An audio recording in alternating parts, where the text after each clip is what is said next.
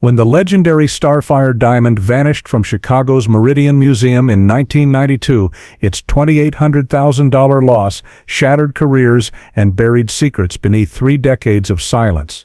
A maintenance worker's handwritten log, discovered tucked inside a forgotten supply closet during renovation, contains cryptic entries that map the heist's timeline with chilling precision.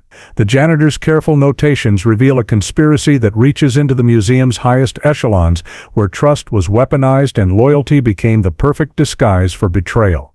Elena Vasquez wedged the pry bar's flat edge behind the warped drywall, the wood groaning under the strain of 33 years of damp neglect. A section of the Meridian Museum's basement wall peeled away, revealing a dark cavity filled with forgotten pipes and a thick coat of dust. Wedged between 2 copper lines sat a thick, leather-bound book, its cover stained by a long-dead water leak. Elena pulled it free, the spine cracking as she opened it to a page dated October 1992. The handwriting was impossibly small, a meticulous script that filled every inch of the gridded paper. It was a maintenance ledger, but its entries chronicled more than just burned-out bulbs and leaking faucets. Her eyes caught a phrase written in the margin, the ink slightly faded, unusual elevator usage, service car, 10 p.m. She flipped forward a few pages, another annotation catching the light of her headlamp. Security rounds altered north wing. Morton bypasses gallery 7 again.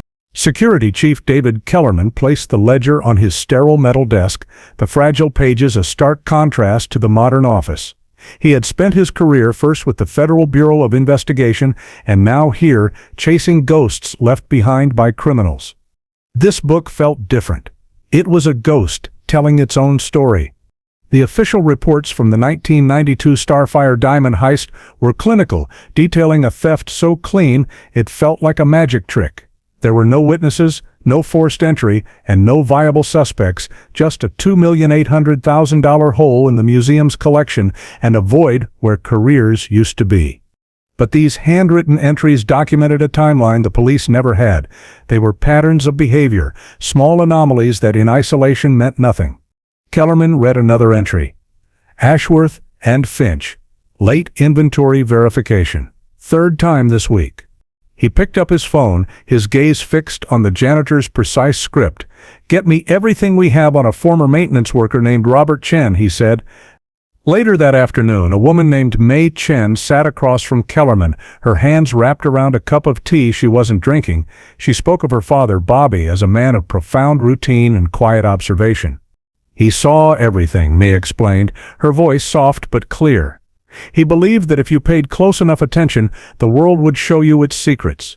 She remembered the ledgers, dozens of them, stacked in his small apartment. He logged everything from the weather to the number of pigeons on his windowsill.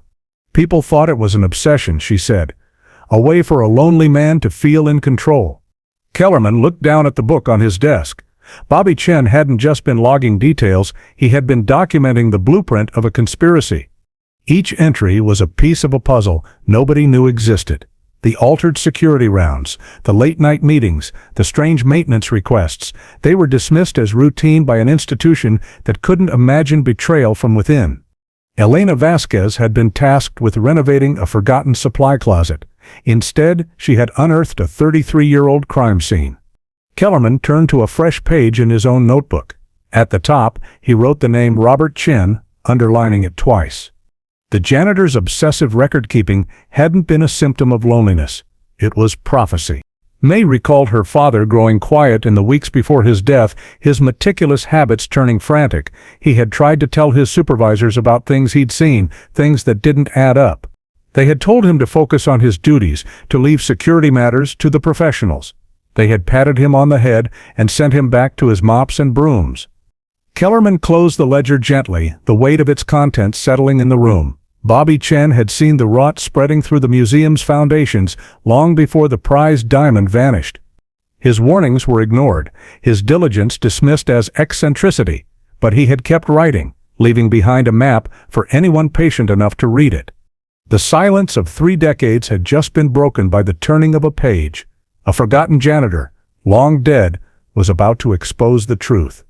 The investigation into the Starfire Diamond theft was officially reopened, and its primary witness was a man who had been dead for 33 years.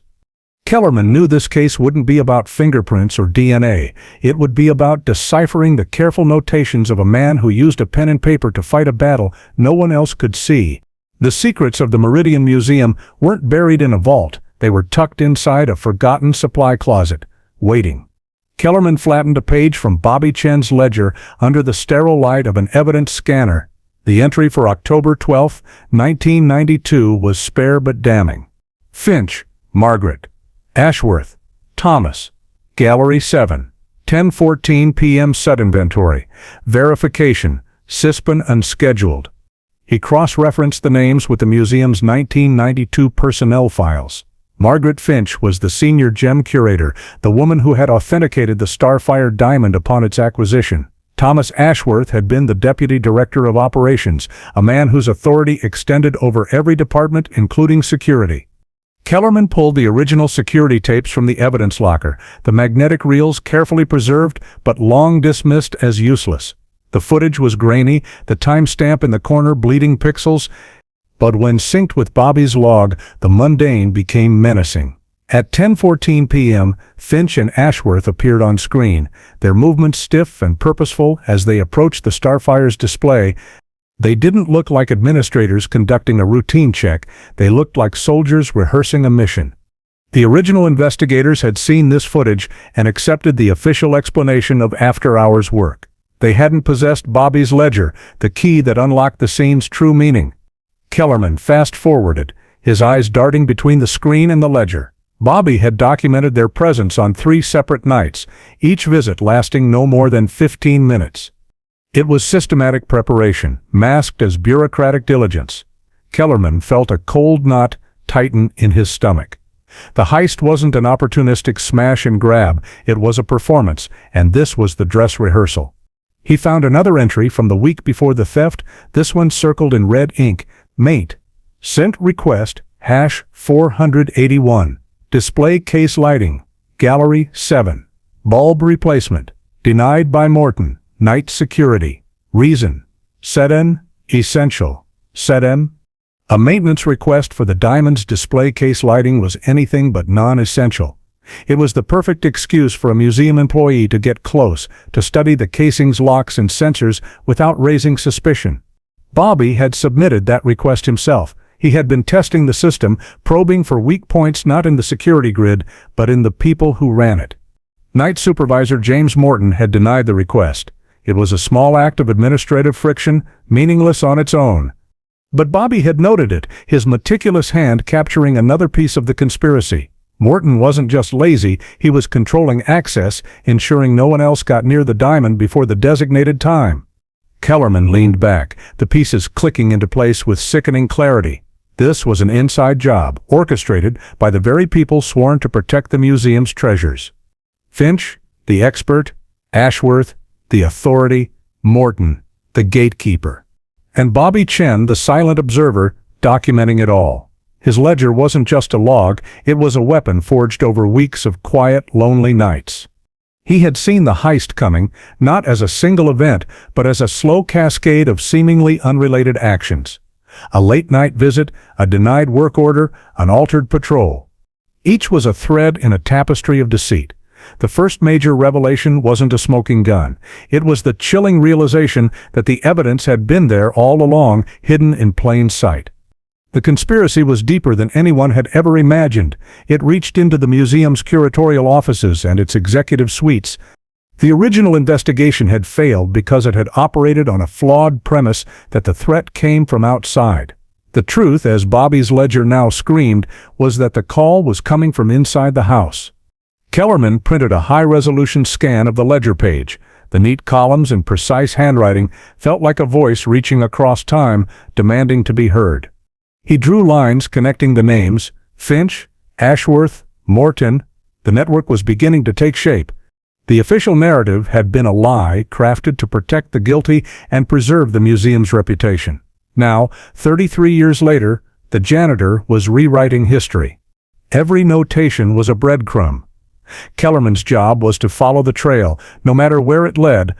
The path was already pointing toward the museum's highest echelons. It was pointing toward a betrayal so profound it had been successfully concealed for more than 3 decades. In October 1992, Bobby Chen moved through the Meridian Museum like a ghost, his gray uniform a passport to its hidden world. His territory wasn't the polished marble of the public galleries, but the unseen infrastructure that gave the institution life. He walked the service tunnels beneath the main floor, where pipes hummed and the air smelled of dust and ozone. He pushed his cart through the echoing quiet of the administrative wing long after the executives had gone home, his presence so routine it rendered him invisible. This unique access gave him a perspective no one else had. He didn't see department heads and curators. He saw patterns of behavior, deviations from the baseline he had mentally recorded over 20 years of service. His ledger was the repository for these deviations. A new keycard being used at an odd hour, a security camera pointed slightly askew, a hushed conversation that stopped the moment his cart rounded the corner, it all went into the book. He mapped the museum's secret rhythms. He knew which doors were supposed to be locked and which guards were diligent about checking them. He knew the precise timing of the security patrols, the hum of the climate control systems, and the telltale click of a specific office lock being turned after midnight. In the weeks before the Starfire Diamond disappeared, the rhythms changed. Deputy Director Ashworth, a man who was usually home by 6, began staying late, his office light a solitary beacon in the darkened wing. Bobby noted it. He saw Margaret Finch, the gem curator, entering the archives with a briefcase, something she had never done before. He logged that too. He saw the modifications first, a new junction box installed in the electrical closet nearest Gallery 7, an unscheduled software update to the security mainframe. When he asked the on-duty technician about it, the man shrugged and said the order came from Ashworth's office. Bobby tried to report his suspicions. He approached his direct supervisor, a portly man named Henderson, whose primary concern was getting through his shift without incident. "Bobby, you stir seeing things that aren't set there." Henderson had said, not unkindly, "These are important people. They have important work to do." He then tried to leave a note for the head of security, but he was sure it never reached him. It was absorbed by the same bureaucratic indifference that permeated the museum, a system designed to maintain the status quo, not to question it. They saw him as an overzealous employee, a janitor who didn't know his place. His concerns were buried under a mountain of paperwork and institutional inertia. So Bobby retreated to the only place he had any power, the pages of his ledger. He couldn't make them listen, but he could write it all down. He became a silent archivist of the developing conspiracy. His observations grew more detailed, more urgent.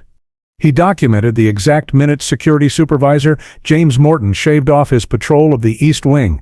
He sketched the strange scorch mark he found on the access panel of the Diamond's display case, a mark he knew came from an electrical tool. In the present day, Kellerman stared at that sketch, magnified on his monitor. It was a perfect match for the subtle damage crime scene investigators had missed in 1992. Bobby hadn't just been observant, he had been a forensic analyst with a dustpan and a notepad. He had gathered the evidence, piece by painstaking piece, while the institution he served actively ignored him. His invisibility had been his greatest asset. No one noticed the janitor lingering for an extra moment in the hallway. No one cared that he was mapping their movements, timing their secret meetings, and documenting the tools of their trade. They had dismissed him. In doing so, they had allowed him to become the single greatest threat to their conspiracy. Kellerman felt a profound respect for the man he had never met. Bobby Chen was a testament to the power of quiet, relentless diligence. He was a man who understood that true oversight didn't come from a corner office, it came from the ground floor. The museum's hidden infrastructure, the tunnels, the closets, the back offices, had been his domain, and in that territory he had been the ultimate authority.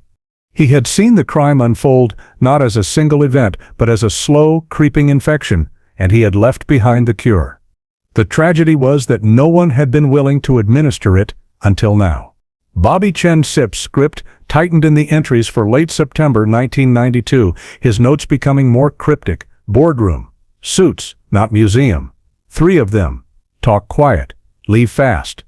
He had also written a name. Cormac. Kellerman ran the name through a search of museum records and came up empty. But when he expanded the search to include financial partners, he got a hit. Alistair Cormack was a senior risk assessor for a London-based insurance underwriter, the same firm that held the policy on the Starfire Diamond. His travel records, retrieved from a dusty archive, confirmed he had been in Chicago the week Bobby had noted. He wasn't meeting with museum staff. He was meeting with members of the Board of Trustees. Elena Vasquez, the contractor who found the ledger, had become an unofficial partner in the investigation, her knack for digital research proving invaluable. From a public terminal at the city library, she dove into the museum's financial history. She uncovered the insurance valuations for the Starfire Diamond. Just 6 weeks before the heist, the policy had been renegotiated, its value inflated by nearly 30% to an unprecedented $2,800,000. The increase was justified by a new appraisal, one signed and certified by the museum's own curator, Margaret Finch. The board had approved the new policy unanimously. They knew, Elena said, her voice a whisper over the phone to Kellerman, they knew the museum had security vulnerabilities, and they jacked up the insurance payout before the diamond went missing. The heist was beginning to look less like a theft and more like a planned financial transaction. The diamond wasn't the target, the insurance policy was. Kellerman pulled the original 1992 investigation file, the thick binder filled with dead-end leads and speculative theories. The focus had been almost exclusively on external suspects. There were hundreds of pages dedicated to international jewel thieves, organized crime syndicates, and black market dealers. The theory promoted by the museum's leadership and eagerly pursued by the police was that a sophisticated foreign crew had breached the museum's impenetrable defenses. It was a compelling narrative, one that painted the museum as a tragic victim. It was also a deliberate misdirection. Kellerman found a memo from then-Director Harrison Wells to the Chief of Police, strongly urging them to look at a ring of French thieves known for their clean work. There was no evidence linking them to Chicago, but the suggestion alone was enough to send the investigation on a wild goose chase across the Atlantic. Meanwhile, the evidence of an inside job was systematically ignored. Security Supervisor Morton's altered patrol logs were deemed a minor disciplinary issue. Finch and Ashworth's late-night visits were accepted as part of their duties. The entire investigation had been corrupted from the start, guided away from the truth by the very people who should have been leading the search for it. The conspiracy wasn't just among the staff who executed the heist. It was protected by the institution's highest levels of power. Bobby Sipp's ledger provided the counter-narrative. Cormack returns, meets Wells alone, Sunday. This meeting was never recorded in any official museum calendar or visitor log. It was an off-the-books conversation between the museum director and the insurance man, just days before the board approved the inflated valuation.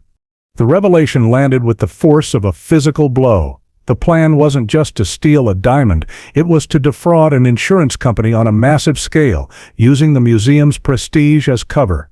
The board members who met with Cormack likely knew of the museum's security weaknesses. They may not have known about the impending theft, but they knew the institution was a high-risk client and used that knowledge to justify a higher premium and consequently a higher payout.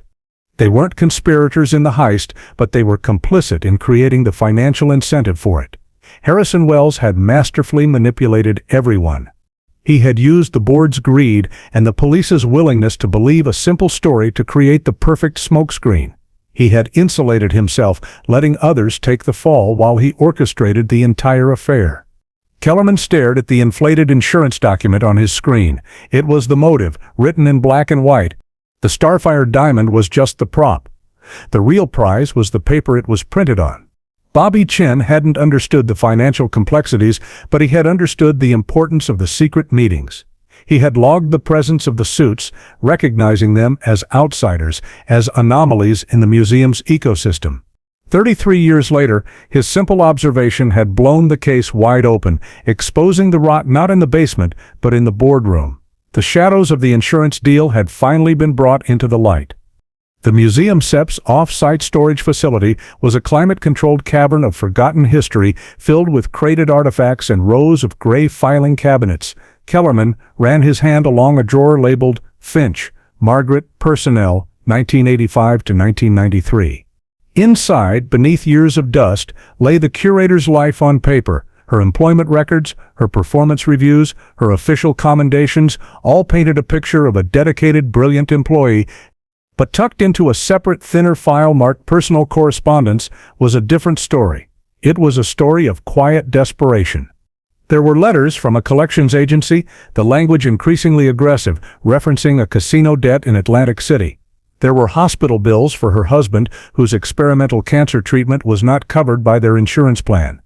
The dates on the letters and bills corresponded precisely with the weeks leading up to the Starfire Diamond heist in October 1992. Margaret Finch, the trusted guardian of the museum's gems, had been drowning. Her expertise, once her greatest asset, had become her perfect cover. She knew the Starfire Diamond better than anyone, from its unique atomic signature to the precise dimensions of its facets. She was the only person who could have overseen the creation of a convincing replica, one good enough to fool the initial inspections. Her unimpeachable reputation and senior status granted her unrestricted access, eliminating the scrutiny that would have fallen on any other employee. Kellerman cross-referenced the dates of the letters with Bobby Chen's ledger. The connection was immediate and chilling. On the same day, a final demand notice arrived from the casino. Bobby had logged, Finch in vault after hours, unauthorized, with small case. A week later, following a letter from the hospital detailing the escalating cost of her husband Sipta's care, Bobby noted her increasingly erratic behavior. Finch in ladies' room, crying, left work early, looked sick. Bobby hadn't known the source of her distress, but he had documented its symptoms with compassionate precision. He saw a colleague in pain, a deviation from her normal, composed demeanor. Kellerman saw a woman with a powerful motive being squeezed from all sides. Director Harrison Wells must have known about her financial troubles. It was the kind of information a man like him would weaponize. He wouldn't have needed to threaten her. He would have offered a solution, a way out of an impossible situation, framing it as a necessary evil to save her family. Her loyalty would have been to her dying husband, not to the institution that paid her a modest salary. She became the perfect accomplice, skilled, desperate, and trusted. Her role was likely the most technical. She would have provided the specifications for the replica, advised on how to handle the real stone without damaging it, and ensured the switch could be made without triggering alarms sensitive to weight and composition. The crime required her specific genius. Without Margaret Finch, the heist would have been impossible. Kellerman closed the file, the story of her secret life feeling heavy in his hands. She was not a cold, calculating criminal, but a desperate woman pushed to the edge. She had died of a heart attack in 2005, never having to answer for her crime. But her secret was now out, pulled from the dusty archives by the thread of a janitor's observations. The ledger had given him the pattern of her behavior. The personnel file had given him the motive. The two documents, separated for 33 years, now formed a complete picture. It was a portrait of betrayal born from desperation. Kellerman wondered if she had ever felt guilt, or if the relief of solving her financial problems had eclipsed it. The letters offered no clue. But Bobby Chen had seen the human cost. He had seen her crying in the bathroom, a moment of private anguish that was now a key piece of evidence in a multi-million-dollar conspiracy. He hadn't just been a watchman, he had been a witness to the small human tragedies that fueled the larger crime. Margaret's secret was out. She was no longer just a name on a personnel file, but a central figure in the plot, her actions given context and weight. The investigation was closing in, one secret at a time, and each secret revealed led deeper into the heart of the museum's darkness. Kellerman arranged the photos on the large whiteboard in the center of the incident room. Margaret Finch, the desperate expert. Thomas Ashworth, the administrative authority. James Morton, the compromised security supervisor. Bobby Chen's ledger was the key that connected them, but it also revealed the brilliance of the conspiracy's design. It was a compartmentalized operation, a network where each participant only knew their own small role. They were cogs in a machine, unaware of how their individual actions contributed to the larger mechanism of the heist. This structure protected the mastermind, Harrison Wells, insulating him with layers of plausible deniability. Ashworth's role, as illuminated by Bobby's notes, was to provide the administrative cover. He approved the late-night inventory checks, generated false work orders for the electrical updates near Gallery 7, and ensured any inquiries from lower-level staff were deflected. Bobby had logged a meeting between Ashworth and the head of human resources just a week before the heist, Reading between the lines, Kellerman realized Ashworth was likely ensuring no unexpected staff rotations or performance reviews would interfere with their key players.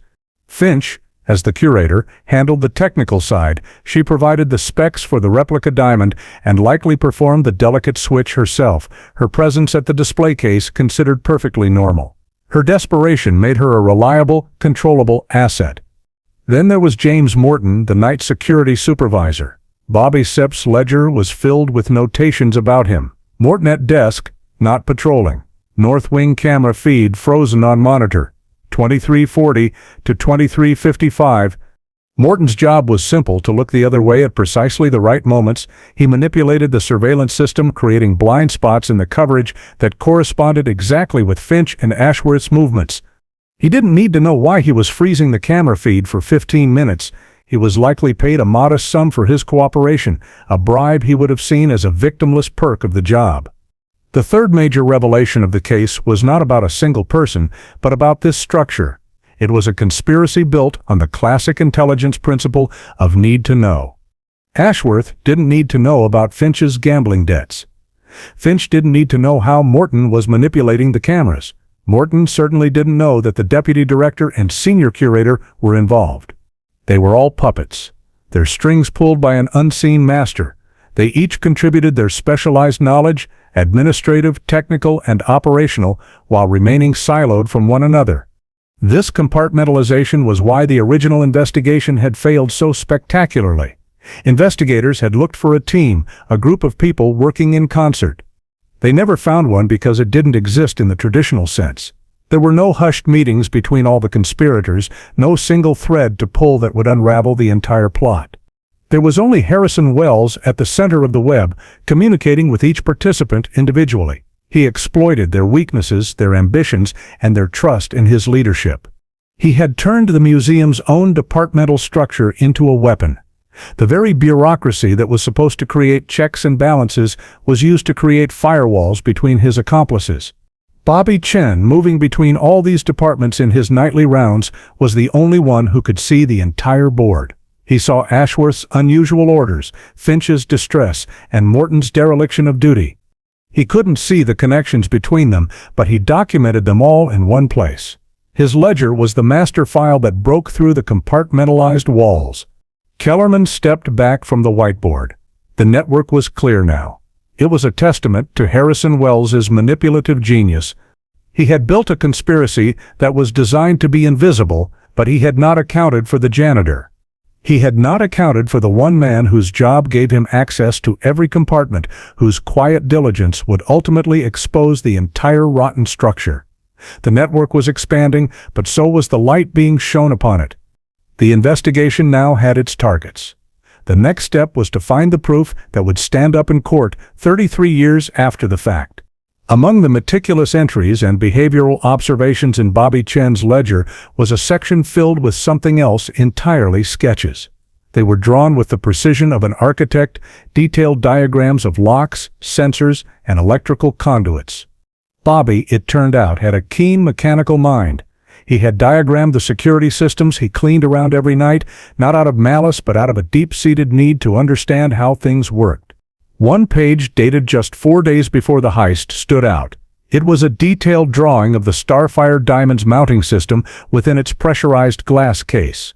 Tiny arrows and notes in the margin indicated subtle changes. New retaining clips, not standard, Bobby had written. Prongs adjusted. Why? The original investigators had noted the display case was undamaged. They concluded the thieves must have had a key or a code, a theory that sent them chasing after disgruntled former security employees. But Bobby's sketch told a different story. The mounting system had been modified before the theft. Elena Vasquez, using digital calipers and magnification software, analyzed a high-resolution scan of the drawing. "These aren't just adjustments," she said, her voice electric with discovery. "This is a design modification to make a switch faster. It's SEPs built for speed and precision." The new clips were quick release. The prong adjustments would allow a stone of nearly identical but not perfect dimensions to be seated without triggering the sensitive weight and pressure sensors. Kellerman stared at the screen, the implication dawning on him with staggering force. "They did a test run," he breathed. The heist wasn't a simple theft, it was an elaborate switching operation. The team didn't just walk in and steal the diamond. They broke in days or weeks earlier, perhaps during one of Finch and Ashworth's late-night inventory checks, and briefly substituted a replica stone. This test would have accomplished two things. It would confirm that their replica was good enough to fool the museum's automated systems, and it would allow them to practice the switch, refining their technique down to a matter of seconds.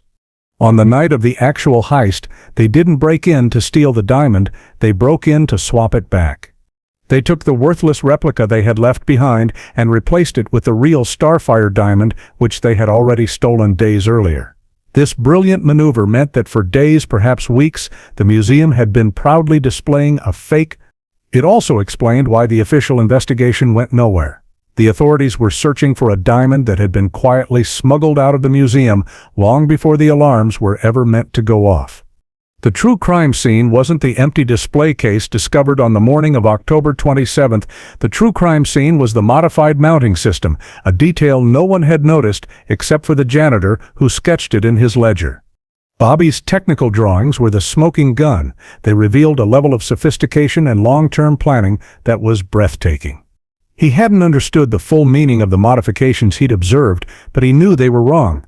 He knew they were a deviation from the established design, and so he documented them with the same care he used to log everything else. Kellerman felt a surge of adrenaline. This changed everything. The focus shifted from a single night of theft to a prolonged period of preparation and execution. The conspiracy was more patient, more audacious than he had imagined. It was a crime of breathtaking arrogance, committed by people who believed their positions made them invisible. They had turned the museum itself into an accomplice, using its routines and procedures as the perfect camouflage. They had been so careful, so meticulous. They had planned for every contingency except one. They never planned for Bobby Chen. They never imagined the man who polished the floors would also be diagramming the evidence of their crime. His simple hand-drawn sketch had just unraveled the core technical secret of the heist. The world thought a diamond had been stolen. The truth was far more elegant and sinister. It had been replaced. The final pages of Bobby Chen's ledger were different. The handwriting, once so neat and controlled, grew frantic, the lines starting to slant and crowd together. The entries from the last week of his life were no longer just observations. They were a summary of his findings, a desperate attempt to connect the dots. He wrote the names Wells, Ashworth, Finch, Morton, and drew lines between them, forming the same web Kellerman had built on his whiteboard. One entry, dated December 2nd, 1992, was chillingly clear. They switched it before the mounting proves it. Insurance. He knew. He had pieced together the entire conspiracy, from the technical details of the switch to the financial motive behind it. The very last entry, written the night he died, consisted of 3 words: Federal Building, tomorrow. Bobby Chen was going to the authorities. He had gathered his evidence, his lifetime of observation, culminating in this one brave act. He was going to bypass the compromised museum administration and the local police and take his story to the FBI. He never made it. The next morning, he was found at the bottom of a service staircase in the museum's sub-basement. The official report was short. It concluded that Robert Chen, age 61, had slipped on a damp step, fallen, and died from the resulting head trauma. His death was ruled a tragic but straightforward accident. His daughter, May, had never believed it. "My father was more careful on a set of stairs than anyone I've ever known," she told Kellerman, her voice tight with a grief that had never faded. "He knew every loose tile, every slick spot in that entire building." She handed Kellerman a small, worn box. Inside were a few of her father's personal effects she had kept. Among them was a small notepad, smaller than his official ledger, that he kept in his pocket. On the last page, he had written the license plate number and the words, "Followed me home," twice. He had documented the threats, the intimidation that was meant to silence him. He knew he was in danger. Kellerman felt a cold fury settle over him. Bobby's death wasn't an accident. It was an execution. He had become too much of a threat. He knew the whole story, and he was about to tell it. The conspirators, likely alerted by someone within the museum who Bobby had tried to warn, had silenced their only witness. Kellerman pulled the original police report on Bobby's death. It was suspiciously thin. There were no witness interviews, no detailed forensic analysis of the scene, just a cursory examination and a swift conclusion from the coroner. The coroner's report was signed by a doctor who Kellerman discovered had a history of gambling problems. It was another loose thread, another life Harrison Wells had likely exploited. The cover-up was as meticulous as the heist itself. A suppressed police report, a compromised coroner, a narrative of a clumsy old man. They had not only stolen a diamond, they had stolen a man's life and legacy, branding him as a victim of his own carelessness.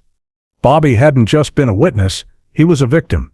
His death was the final brutal act of the conspiracy, designed to bury the truth with him. For 33 years, it had worked.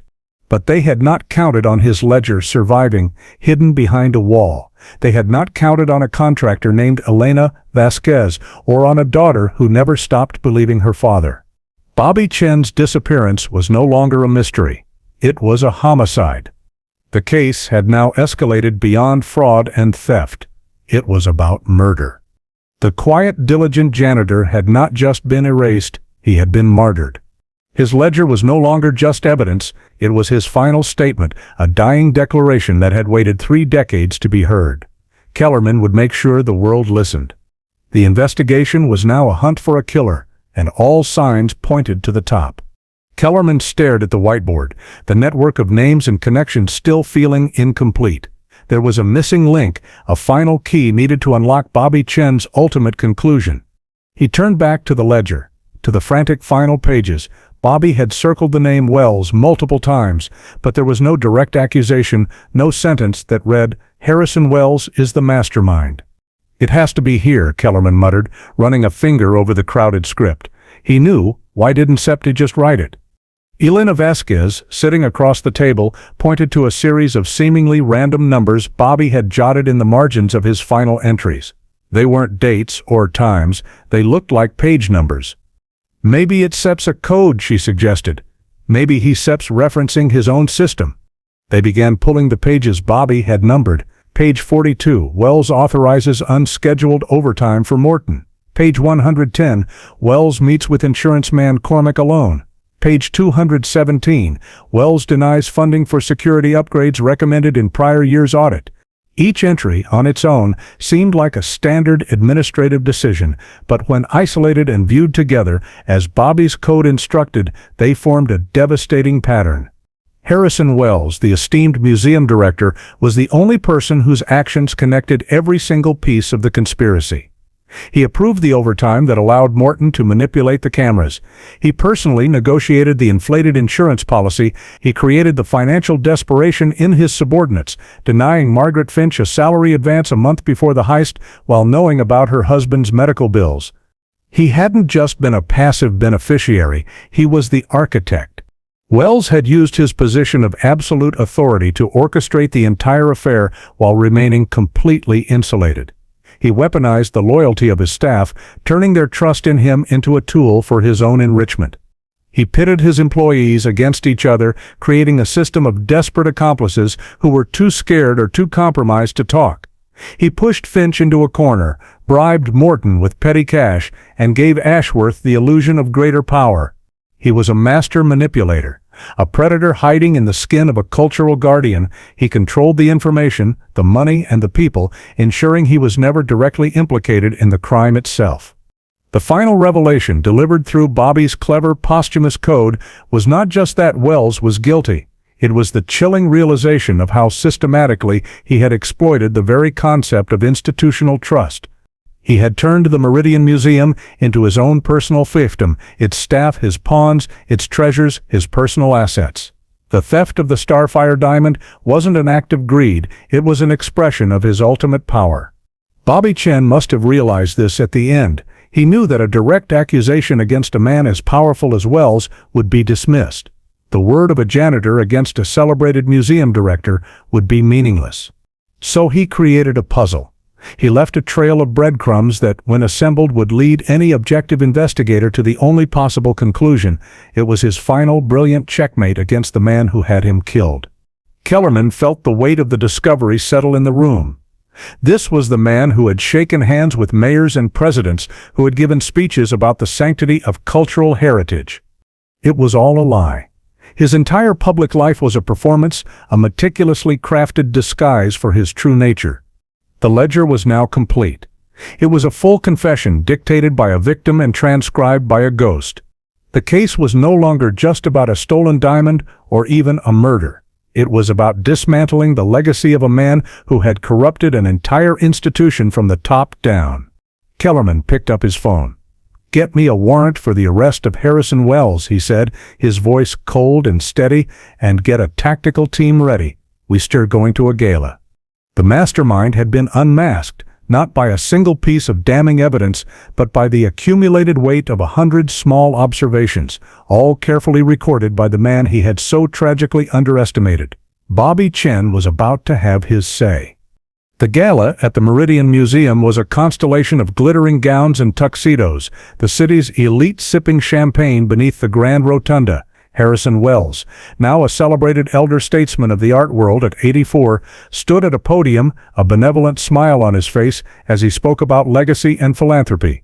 He was mid-sentence when David Kellerman stepped onto the stage, flanked by 2 federal agents. The room fell silent, the clinking of glasses and quiet chatter ceasing instantly. "Harrison Wells," Kellerman Sips's voice was calm but carried the authority of the law, amplified by the microphone. "You are under arrest for conspiracy, insurance fraud, and the 1992 murder of Robert Chen." A collective gasp swept through the crowd. Wells' smile faltered, his face paling as the agents moved to his side. His mask of distinguished benevolence shattered, revealing the cold, calculating man beneath. He didn't speak as they cuffed him, his eyes scanning the crowd for an escape that wasn't there. The primary evidence against him, Bobby Chen's water-stained ledger, was sealed in an evidence bag held by an agent standing at the foot of the stage. Elena Vasquez stood near the back of the room, watching the scene unfold. Her simple act of prying loose a piece of drywall had brought down an empire, triggering a sequence of events that corrected a 33-year-old injustice. The news of Wells's arrest sent shockwaves through the museum world. It prompted a sweeping federal review of security practices and, more importantly, a series of fraud investigations into insurance claims at other major cultural institutions. The conspiracy at the Meridian was not an isolated incident, but a symptom of a deeper systemic vulnerability. Days later, acting on information from Wells's financial records, federal agents raided a private vault in Geneva, Switzerland. There, nestled in a velvet-lined case, was the Starfire Diamond, as flawless and brilliant as the day it was stolen. Its recovery was a stunning validation of Bobby Chen's work. Every cryptic note, every meticulous sketch, every documented suspicion had been proven true. At a small private ceremony, David Kellerman presented the recovered diamond to May Chen. It was not for the museum, he explained, but for her to see a tangible symbol of her father's vindication. Tears streamed down May's face as she looked at the stone. "He just wanted them to listen," she whispered. The world finally had Robert Bobby Chen, was no longer a footnote in an unsolved case, a man who died in an unfortunate accident. He was a hero, a silent guardian whose unwavering integrity had outlasted the powerful men who tried to erase him.